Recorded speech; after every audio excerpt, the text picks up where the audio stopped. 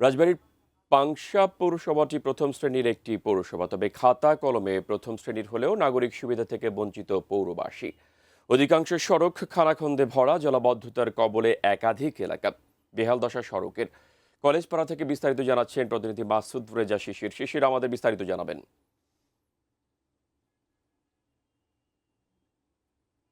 যেমনটি আপনি বলছিলেন, পাংশা পৌরসভাটি আসলে প্রথম শ্রেণীর একটি পৌরসভা, যে পৌরসভায় আসলে নাগরিক সুবিধার কথা যদি আমরা বলি, সেই নাগরিক সুবিধা থেকে কিন্তু আসলে বঞ্চিত এই অঞ্চলের মানুষ। আমি এই মুহূর্তে দাঁড়িয়ে আছি রাজবাড়ীর পাংশার এক জনগুরুত্বপূর্ণ একটি সড়কে। এই সড়ক দিয়ে শিক্ষার্থীরা পাংশা সরকারি কলেজ, জর্জ সরকারি জর্জ উচ্চ বিদ্যালয়, উপজেলা সড়ক এবং সবচেয়ে গুরুত্বপূর্ণ যে জিনিসটি সেটি হচ্ছে হাসপাতালে যাওয়ার যে সড়ক, সেই সড়কটির কিন্তু এই বেহাল দশা। আমি যদি আপনাকে বলি, এই সড়ক দিয়ে যে মানুষগুলো চলাচল করে, তাদের যে পরিস্থিতি, এই পরিস্থিতি আসলে শুধু এই সড়কে না, এই শহরের বিভিন্ন জায়গায় কিন্তু আসলে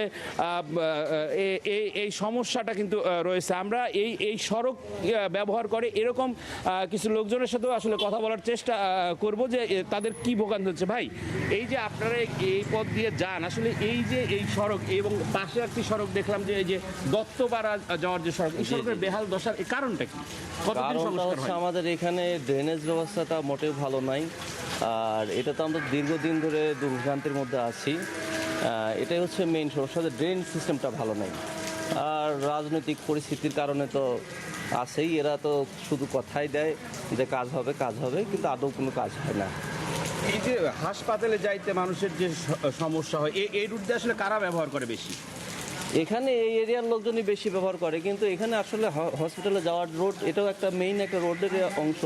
ওই সাইডেও যে রোডটা আছে, কিন্তু হসপিটালে যেতে হলে মানে রোগীর অবস্থা আরও বেশি খারাপ হয়ে যায় যাওয়ার সময়, এই আর কি।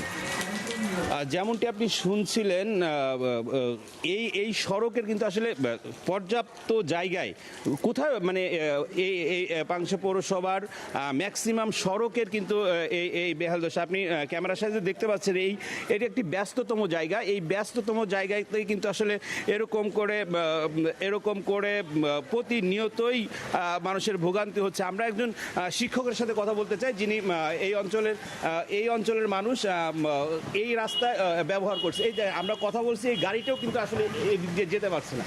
এই সড়ক নিয়ে আসলে আপনাদের বক্তব্য? এই সড়ক নিয়ে আসলে আমার পাশেই বাসা, তো দীর্ঘদিন যাবৎ এই সড়কটা প্রথমত ভালো ছিল, কিন্তু শুধু একতরফা ড্রেনেজ সিস্টেমকে দোষ দিলে হবে না। উভয় পাশে যে বিল্ডিংগুলি হয়েছে, এই বিল্ডিংগুলি যত্রতত্র একদম রাস্তার পাশেই করেছে। যে পৌরসভা যে রাস্তাটা করবে, যে ড্রেন করবে, এই ড্রেনের সিস্টেমটাও রাখা নাই। উভয় পাশে বিল্ডিং হওয়াতে এই জলাবদ্ধতা। এখন যদি পৌরবাসী যদি উদ্যোগ নিয়েও যদি করতে চায়, তাহলে যদি ড্রেন করে, তাহলে ড্রেনের জায়গাটাও থাকবে না, পথও থাকবে না। তো এর জন্য আমরা মনে হয় যারা সচেতন নাগরিক, যারা আসলে বাড়ি করেছে, বিল্ডিং করেছে এরকম, তারা যদি ঠিকভাবে দেখে শুনে যদি করতো, আমার মনে হয় তাহলে এটা একটা অনেক ভালো হতো। কিন্তু এখন কনজাস্টেড এরিয়ার কারণে এই অবস্থাটা মানে আমাদেরকে পোহাতে হচ্ছে, জানি না।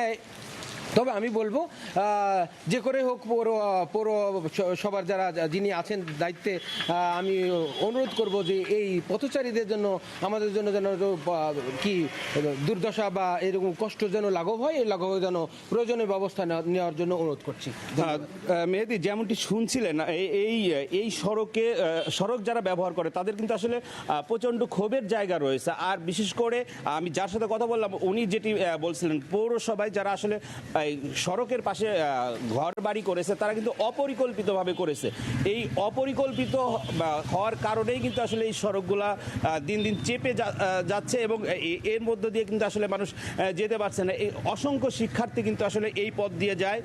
পাশে পাংশা সরকারি কলেজ, এই কলেজের অসংখ্য শিক্ষার্থী কিন্তু আসলে এই পাশ দিয়ে যায়। পাশাপাশি এই আমরা যেখানে দাঁড়িয়ে আছি, ঠিক তার 10 গজ দূরে একটি সড়ক রয়েছে, দত্তপাড়া সড়ক। সেই সড়কের কিন্তু আসলে বেহাল দশা। মেহেদি, এই ছিল রাজবাড়ীর পাংশা পৌরসভার চিত্র আমার কাছে সর্বশেষ।